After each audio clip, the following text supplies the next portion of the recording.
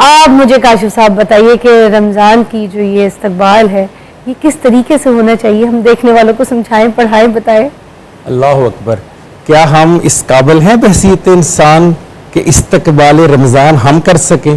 یہ صرف اللہ کا فضل ہے، اللہ کا کرم ہے، جس نے مجھے اور آپ کو اور پچھلے سال سے لے کر اس سال کے درمیان پیدا ہونے والے بچے جو اس رمضان کو پہلی بار دیکھ رہے ہیں ان کے لیے بھی بہت مبارک کی ساتھ ہے، اور وہ لوگ جو پچھلے رمضان سے اس رمضان کے دوران ہم سے بچھڑ گئے ہم ان کو بھی یاد کر رہے ہیں اور اللہ کا شکر ادا کرتے ہیں کہ انہوں نے ہمیں ایسے سانس دیے کہ ہم اس رمضان کی برکتوں سے، اس کے فیوض سے، اس کی وسعتوں سے ہم بہرہ مند ہو سکیں۔ ابھی آپ فرما رہی تھی نور رمضان، تو میرے ذہن میں آ رہا تھا کہ کیا ہم لوگوں کو یہ معلوم ہے کہ رمضان ہے کیا؟ بنیادی طور پر ہم کہتے تو ہیں روزے رکھنے ہیں، رمضان آ گیا ہے۔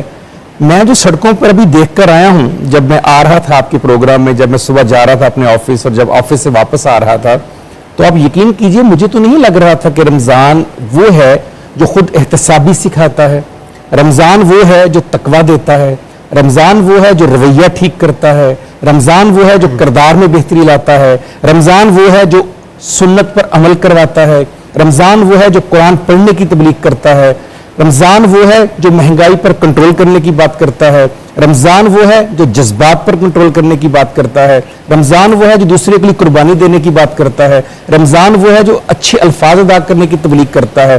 وہ والا کہاں ہے رمضان جو ہم نے سنا، پڑھا اور جس پر عمل کرنا چاہیے تھا؟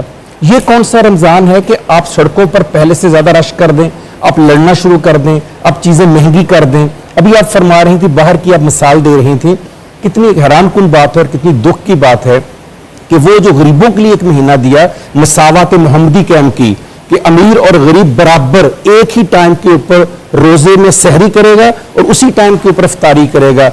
آپ نے اس کے اندر فرق اس طرح سے ڈالا کہ غریب بندہ آج مکمل پورے سال روزے رکھتا ہے مگر رمضان میں روزے نہیں رکھ سکتا۔ آپ کو پتا ہے کیوں؟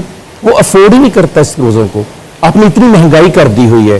تو رمضان جو تھا وہ ایک رسم کے طور پر نہیں نبھانا، رمضان کو ایک انصاف کے طور پر نبھانا ہے، خود احتسابی کرنی ہے، نظام قائم کرنا ہے۔ ہم تو یہ دیکھ رہے ہوتے ہیں نا کہ اگر ہم کسی کو فون بھی کریں، کسی سے ملنے بھی جائیں یا کسی سے بات کریں، موسٹلی ہمارے گھروں کا بھی عالم یہی ہوتا ہے، سچ بولنا چاہیے، اللہ کو جان دینی ہے، کہ رمضان میں بس یہ فکر فاقہ ہوتا ہے کہ شام کو ہم نے کیا کھانا ہے، افطار میں ہمارے لیے کیا ہوگا، ہم نے کیا بنانا ہے، اچھا یہ بھی بنا لو، وہ بھی بنا لو، او مائی گاڈ رمضان یہ بھی کھائیں گے، مگر ہمیں کسی اور کا فکر و فاقہ نہیں ہوتا۔ ہمیں نہیں پتا ہمارے نیبر میں وہ جو بزرگ مسجد جاتا ہے نماز پڑھنے کے لیے، اس کی جو بیٹی ہے وہ کہیں بیٹھی بھی تو نہیں ہے، بیائی ہے کہ نہیں بیائی ہے، کیا پتا اس کے پاس پیسے نہیں ہیں جو بیاہ نہیں سکتا، کیا پتا اس کے پاس افطار کو کھانے کو کچھ ہے کہ نہیں، کیا پتا اس بائیں طرف نیبر نے جو ہے اپنے بچے کی اسکول کی فیس دی ہے کہ نہیں دی ہے، یا پھر ہمارے ارد گرد کے لوگ، جتنے لوگ، میں کہتی ہوں جتنے بھی انگلیوں میں گن لے کے جتنے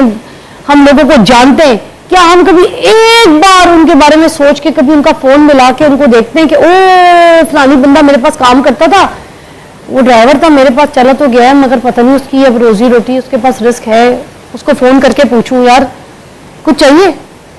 یہ پوچھتے میں ڈرتے کیوں ہم؟ فضا، پہلی بات تو یہ ہے کہ جو اللہ کے کرنے کے کام تھے نعوذ باللہ وہ ہم نے کرنے شروع کر دیے۔ انسان تقوی میں کون اچھا ہے، نیکی میں کون اچھا ہے، بڑائی میں کون اچھا ہے، اللہ کے قریب کون ہے، یہ اللہ کے کرنے کے کام تھے۔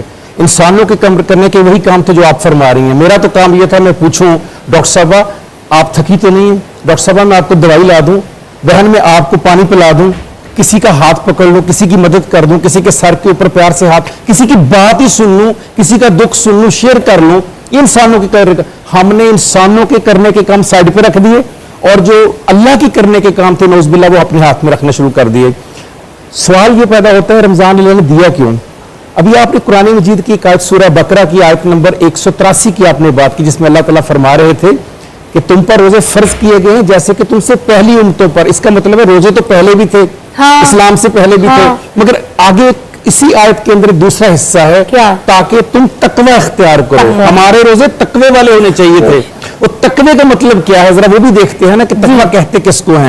اللہ تعالیٰ قرآن میں کہتے ہیں قُلْ إِن كُنتُمْ تُحِبُّونَ اللَّهَ فَاتَّبِعُونِي يُحْبِبْكُمُ اللَّهُ، اے نبی ان لوگوں سے کہہ دو اگر انہیں میری محبت کا دعویٰ ہے تو تیری اتباع کریں، تیرے پیچھے چلیں، تیری سنت پر عمل کریں۔ اس سنت پہ عمل کرنے کا مطلب کیا تھا اس کا مطلب بھوک اور پیاس نہیں تھا فضا. روزے میں سب سے کمزور ترین چیز جو ہوتی ہے وہ بھوک اور پیاس ہوتی ہے. جو سب سے اعلیٰ چیز ہوتی ہے وہ آپ کی زبان ہوتی ہے, وہ آپ کی نیت ہوتی ہے, وہ آپ کی سیرت ہوتی ہے, وہ آپ کا کردار ہوتا ہے. اس کا روزہ کہاں گیا؟ بے شک. اچھا جی, ہم بات کرتے رہیں گے, یہ گفتگو جاری رہے گی. صرف ٹی وی سیٹلائٹ کے لیے ہماری بریک ہے. ناظرین جو سوشل میڈیا پہ ہمیں دیکھ رہے ہیں, ہم ان کے لیے ابھی لائیو ہی ہیں. ہماری ڈسکشن بھی چلتی رہے گی, ہمارے ساتھ رہیے گا.